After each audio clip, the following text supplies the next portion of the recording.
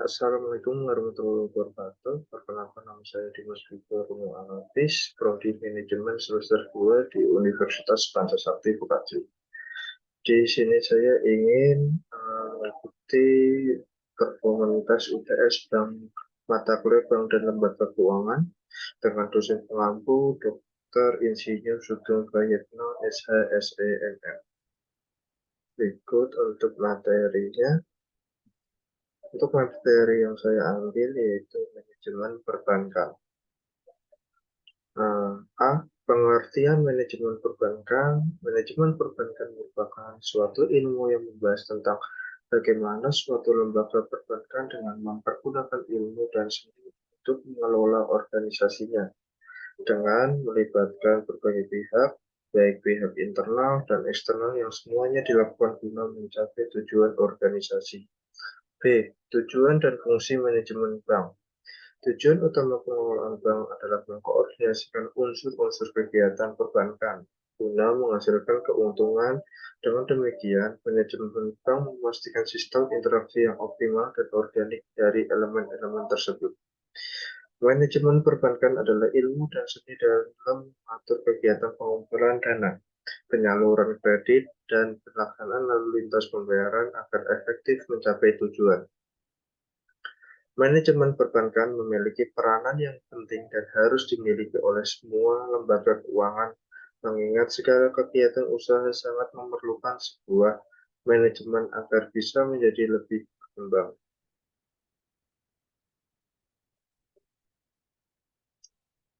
Pada dasarnya, fungsi manajemen bank tidak jauh berbeda dengan perusahaan industri perdagangan maupun perusahaan non-bank. Maka dalam aktivitas usahanya, bank juga melaksanakan fungsi manajemen berikut ini. 1. Menyusun rencana usaha atau baik jangka pendek maupun jangka panjang, termasuk menetapkan target atau sasaran usaha yang ingin dicapai. 2. Menyusun struktur organisasi berdasarkan bidang usaha atau jasa maupun volume kegiatan. 3. Menggerakkan atau mendayagunakan segenap sumber daya bank, terutama sumber daya manusia dan dana yang dikelola. 4. Melaksanakan pengawasan terhadap aktivitas bisnis bank. Di samping fungsi manajemen, maka bank juga memiliki fungsi pokok sebagai bank umum, yaitu 1. Membangun dan menyediakan jasa pelayanan pembayaran untuk kebutuhan transaksi bisnis dalam dan luar negeri. 2. Membangun investasi melalui penyaluran kredit berdasarkan kriteria dan syarat yang sesuai. 3. Menyediakan layanan penyimpangan dalam bentuk tabungan dan deposito sebagai bentuk tugas bank sebagai bank himpun dana.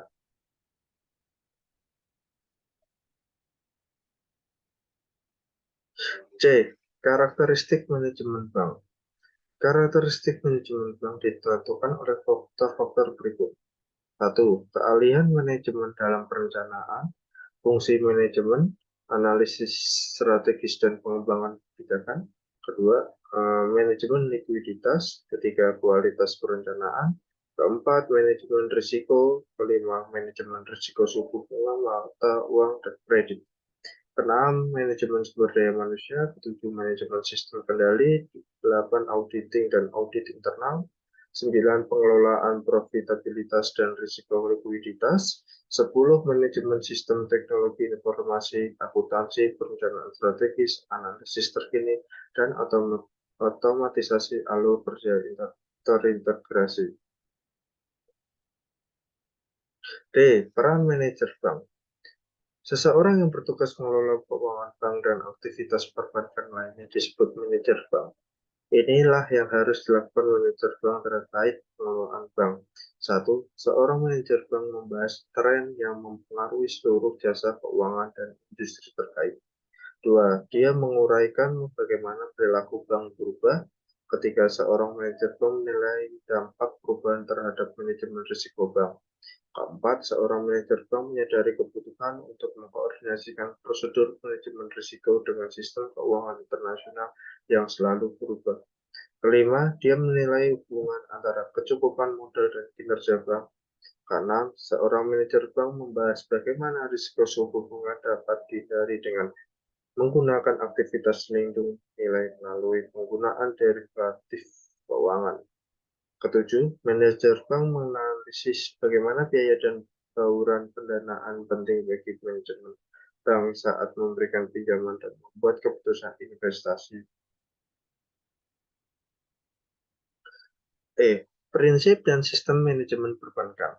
Manajemen perbankan meliputi beberapa hal, diantaranya adalah manajemen pengelolaan dana bank, manajemen keuangan, dan juga manajemen SDM perbankan.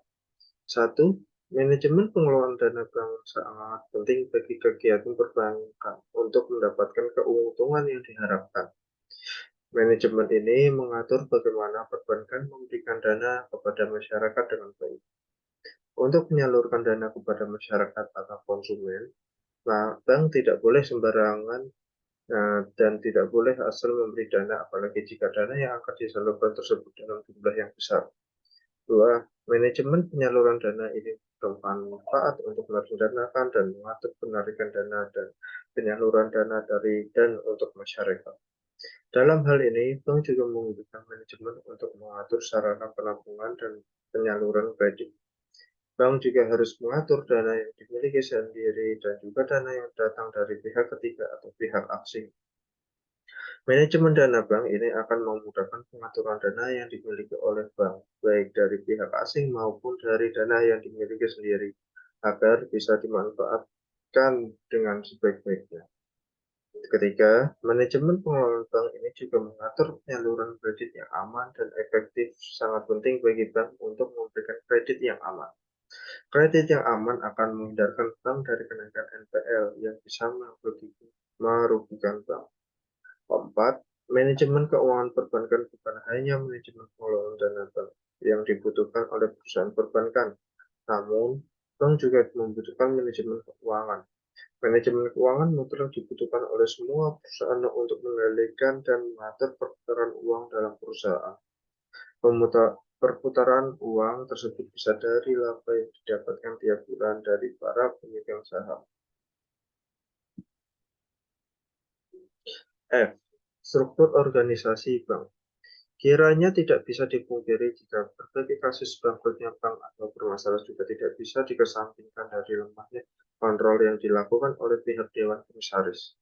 Secara umum, mereka yang duduk di jajaran komisaris terbagi pada 3 posisi, yaitu ketua komisaris, anggota komisaris, dan komisaris independen.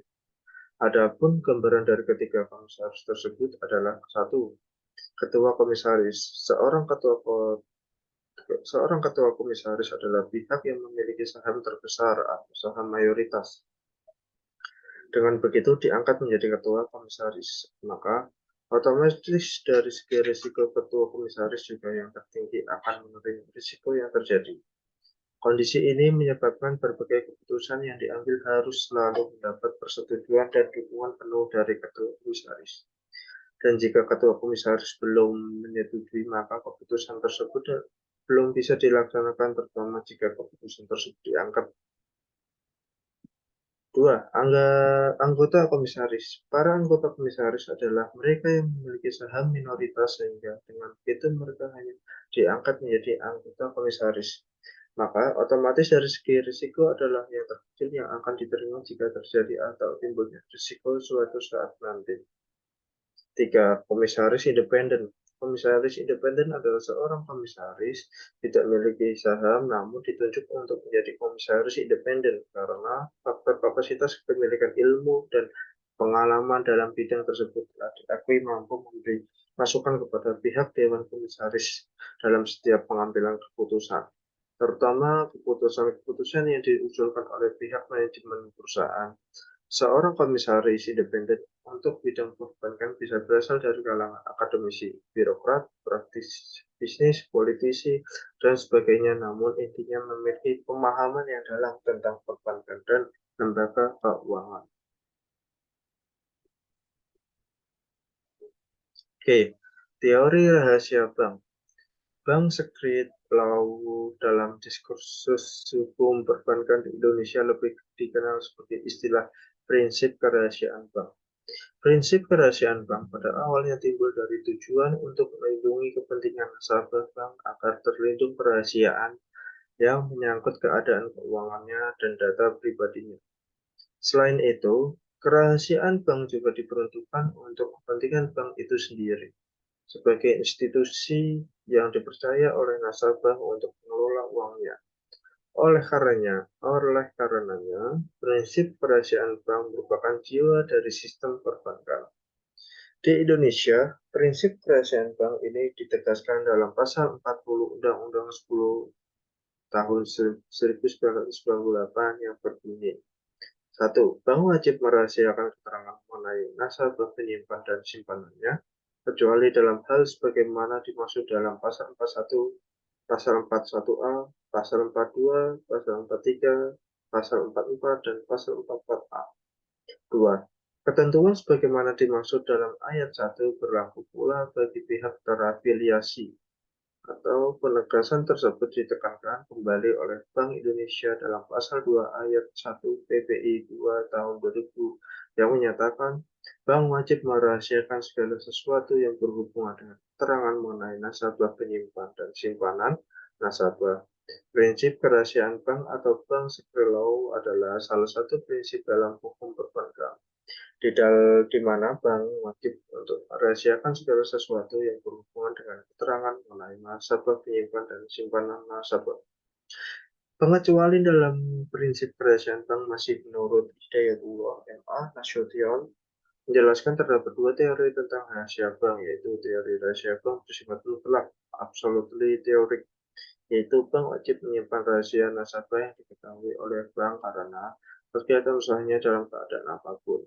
Semua keterangan mengenai nasabah dan keuangannya yang tercatat di bank wajib dirahasiakan tanpa pengecualian dan pembatasan dengan alasan apapun dan oleh siapapun. 2. Teori rahasia bank bersifat nisbi atau relatif, yaitu bank diperbolehkan membuka rahasia nasabahnya untuk suatu kepentingan mendesak, misalnya demi kepentingan negara atau kepentingan umum.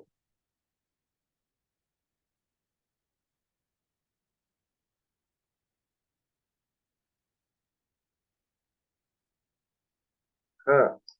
Sumber dana prinsip pengelolaan dana perbankan. Lembaga perbankan sama dengan organisasi bisnis lainnya yang membutuhkan modal dalam menjalankan usahanya. Namun di sini mekanisme sumber modal yang diterima sedikit berbeda dibandingkan dengan organisasi bisnis lainnya. Sumber dana bank atau dari mana bank mendapatkan dana untuk keperluan operasionalnya dibedakan menjadi 3 sumber, yaitu 1. Dana yang berasal dari modal sendiri. Sumber dana ini sering disebut dana pihak satu, yaitu dana yang berasal dari dalam bank, baik dari pemegang saham maupun dari sumber lain. Kedua, dana yang berasal dari pinjaman. Sumber dana ini sering disebut sumber dana pihak dua, yaitu sumber dana yang berasal dari pinjaman bank lain maupun lembaga keuangan lain kepada bank. Ketiga, dana yang berasal dari masyarakat. Sumber dana ini sering disebut sumber dana pihak ketiga, yaitu sumber dana yang berasal dari masyarakat sebagai nasabah dalam bentuk simpanan biru, tabungan, dan deposito. Teori manajemen likuiditas perbankan. Manajemen likuiditas perbankan adalah kemampuan suatu lembaga perbankan dalam memenuhi kebutuhannya yang bersifat jangka pendek. Kemampuan tersebut meliputi antara lain adalah 1. Kemampuan menyediakan dana pada saat nasabah memerlukan penarikan dana depositonya. 2. Kemampuan menyediakan dana pada saat memenuhi permintaan kredit tanpa ada penundaan. Ketiga, kemampuan suatu perbankan dalam menjaga kondisi aktivitas operasional tetap liquid.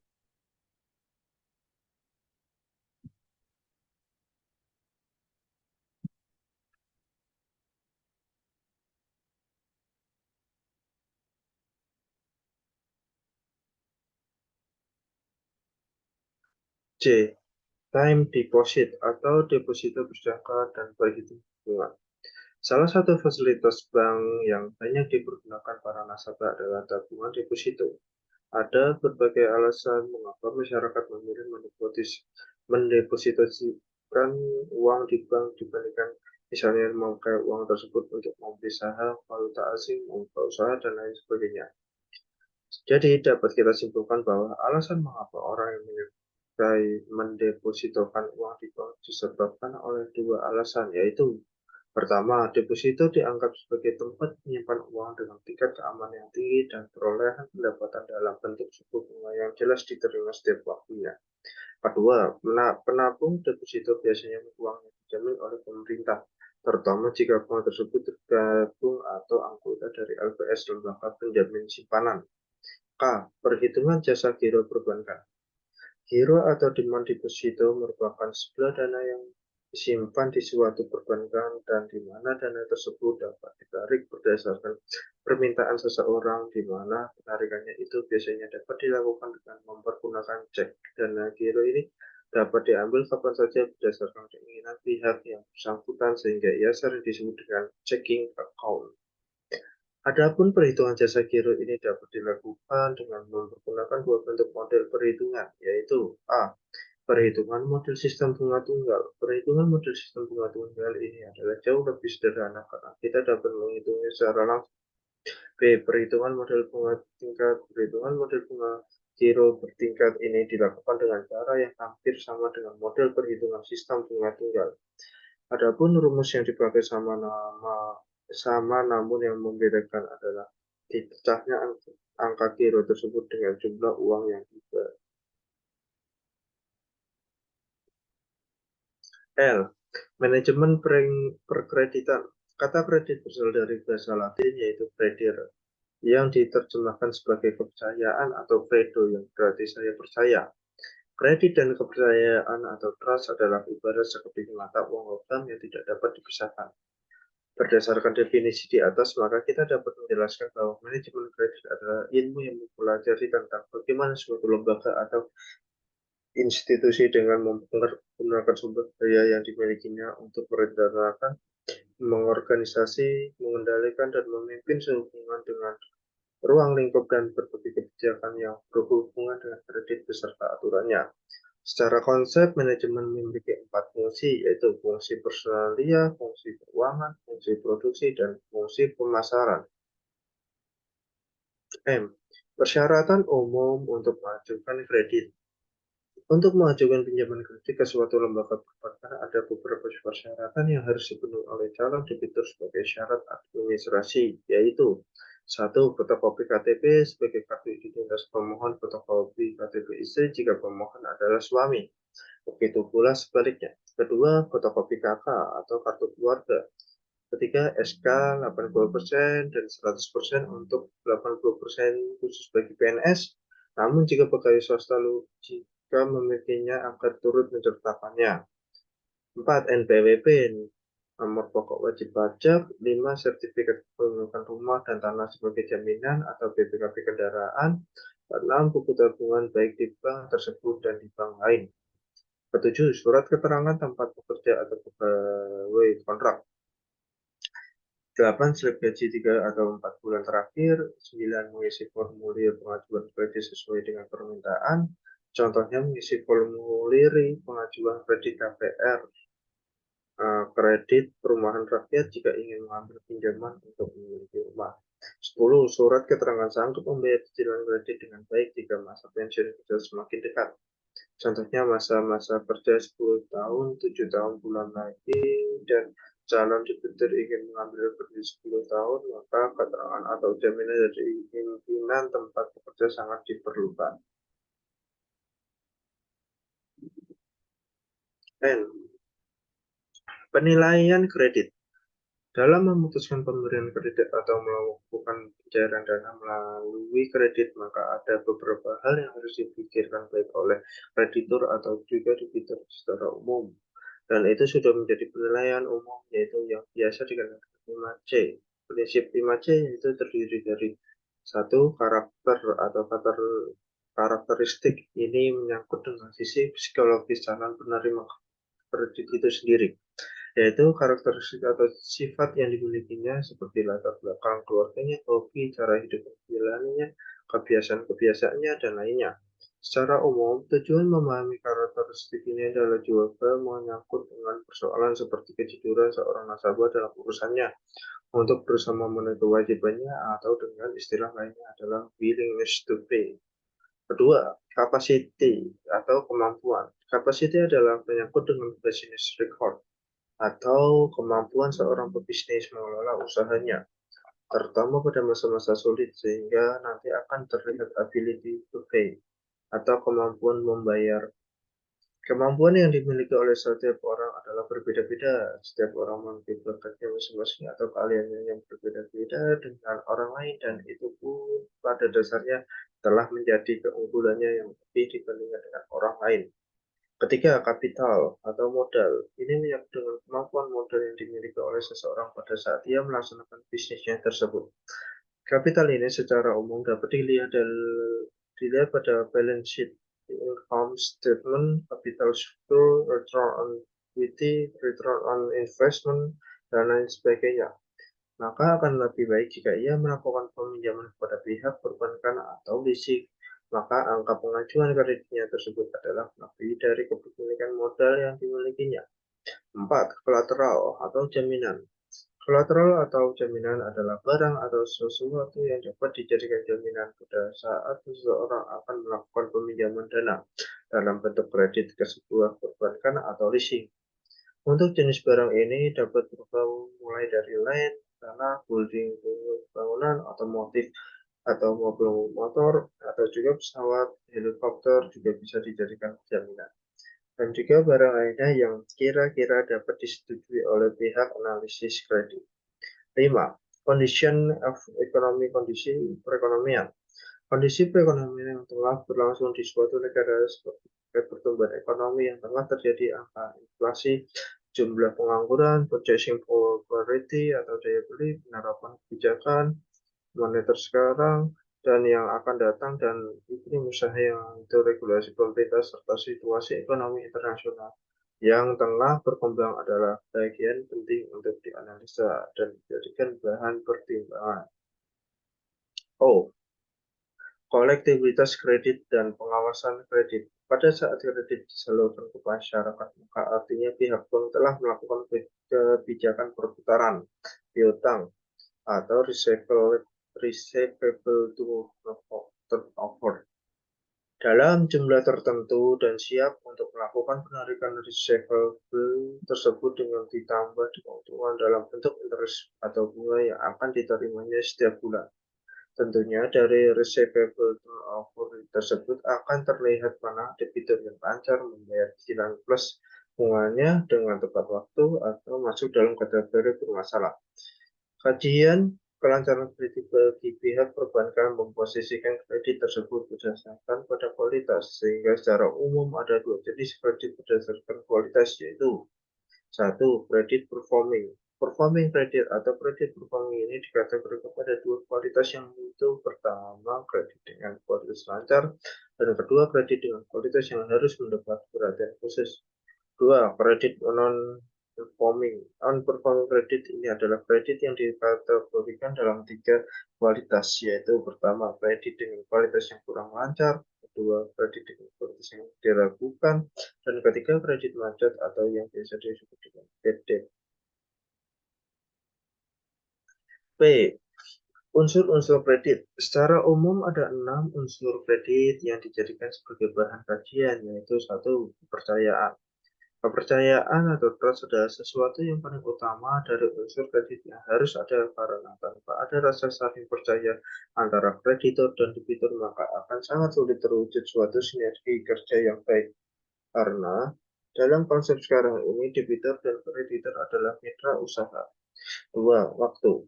Waktu adalah bagian yang paling sering dijadikan kajian oleh pihak analisis finance, khususnya oleh analisis kredit. Ini dapat dimengerti karena bagi pihak kreditor saat ia menyerahkan uang kepada debitur, maka juga harus diberikan juga saat pembayaran kembali yang akan dilakukan oleh debitur itu sendiri, yaitu limit waktu yang tersepakati dalam perjanjian yang telah ditandatangani kedua belah pihak. Analisis waktu bagi pihak kreditor menyangkut dengan analisis dalam bentuk calculation of time value of money, hitungan nilai waktu dari uang, yang nilai uang pada saat sekarang adalah berbeda dengan nilai uang pada saat yang akan datang. Ketiga, risiko. Risiko di sini menyangkut persoalan seperti degree of risk. Di sini yang paling dikaji adalah pada keadaan yang terburuk, yaitu pada saat kredit tersebut tidak kembali atau timbulnya macet ini menyangkut dengan persoalan seperti lamanya waktu pemberian kredit yang menyebabkan naiknya tingkat risiko yang timbul karena para pebisnis menginginkan adanya ketepatan waktu dalam proses pemberian kredit ini. Lamanya proses pemberian kredit ini tidak terlepas dari berbagai macam, seperti menyangkut dengan kajian dan analisis apakah kredit tersebut dikaji, sehingga dengan itu muncullah penempatan jaminan kolateral dalam pemberian kredit. Keempat, prestasi. Prestasi yang dimaksud di sini adalah prestasi yang dimiliki oleh kreditor untuk diberikan kepada debitur. Pada dasarnya, bentuk atau objek dari kredit itu sendiri adalah tidak selalu dalam bentuk uang, tapi juga boleh dalam bentuk barang dan jasa atau good service. Namun, pada saat sekarang ini pemberian kredit dalam bentuk uang adalah lebih dominan terjadi daripada bentuk barang. Jadi di sini dikaji dari segi prestasi dan non prestasi. 5. Adanya kreditur. Kreditur yang dimaksud di sini adalah pihak yang memiliki uang, barang, atau jasa untuk dipinjamkan kepada pihak lain dengan harapan dari hasil pinjaman itu akan diperoleh keuntungan dalam bentuk interest sebagai balas budi jadi uang dari uang, barang, atau jasa yang telah dipinjam tersebut. 6. Adanya debitur. Debitur yang dimaksud di sini adalah pihak memerlukan uang money, barang, atau jasa, dan berkomitmen untuk mengembalikannya tepat sesuai dengan waktu yang disepakati, serta bersedia menanggung berbagai risiko jika melakukan keterlambatan sesuai dengan ketentuan administrasi dalam kesepakatan perjanjian yang tertera di sana.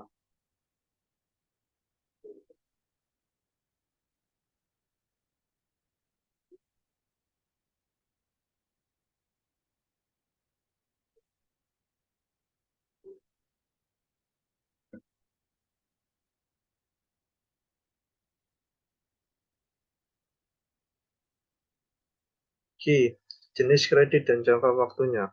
Kategorisasi kredit menyebabkan kredit itu memiliki beberapa posisi masing-masing dengan kegunaan yang berbeda-beda pula. Perbedaan-perbedaan tersebut menyebabkan publik masyarakat bisa memutuskan mana kredit yang akan dipilihnya sesuai dengan yang diperlukan pada bentuk kebutuhan yang akan digunakannya. Maka untuk lebih jelasnya dapat kita lihat penjelasan seperti berikut. 1. Kredit berdasarkan jenis mempunyai 3 kredit berdasarkan konsumtif kredit, yang B kredit produktif kredit, C kredit perdagangan atau trade kredit. 2. Ketiga menurut jangka waktu. A. Kredit jangka pendek, kredit jangka menengah, kredit jangka panjang. 3. Kredit berdasarkan jaminan. Yang pertama bentuk jaminan kredit. Kredit yang dengan jaminan jamin atau secure loans, jaminan pembendaan yang bersifat tangible, jaminan perseorangan, touch, jaminan berbentuk commercial paper atau surat berharga. Kedua, kredit tanpa jaminan. R. Credit Risk Management atau CRM dan Relationship Management. Risiko kredit merupakan bentuk ketidakmampuan suatu perusahaan, institusi, lembaga maupun pribadi dalam menyelesaikan kewajiban. Kewajibannya secara tepat waktu, baik pada saat jatuh tempo maupun sesudah jatuh tempo, dan itu semua sesuai dengan aturan dan kesepakatan yang berlaku. Keputusan menyalurkan kredit di sektor bisnis tidak selalu diharapkan, karena ada berbagai bentuk risiko yang akan dialami di sana, baik risiko bersifat jangka pendek maupun jangka panjang. Adapun pengertian kedua bentuk risiko tersebut adalah A. Risiko yang bersifat jangka pendek atau short-term risk adalah risiko yang disebabkan karena ketidakmampuan suatu perusahaan dan menyelesaikan kewajibannya yang bersifat jangka pendek, terutama kewajiban likuiditas. B. Risiko yang bersifat jangka panjang atau long-term risk adalah ketidakmampuan suatu perusahaan menyelesaikan berbagai kewajibannya yang bersifat jangka panjang, seperti kegagalan untuk menyelesaikan utang perusahaan yang bersifat jangka panjang dan juga kemampuan untuk menyelesaikan proyek hingga tuntas.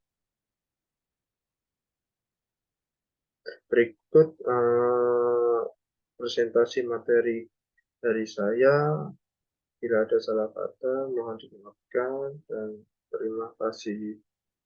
Waalaikumsalam warahmatullahi wabarakatuh.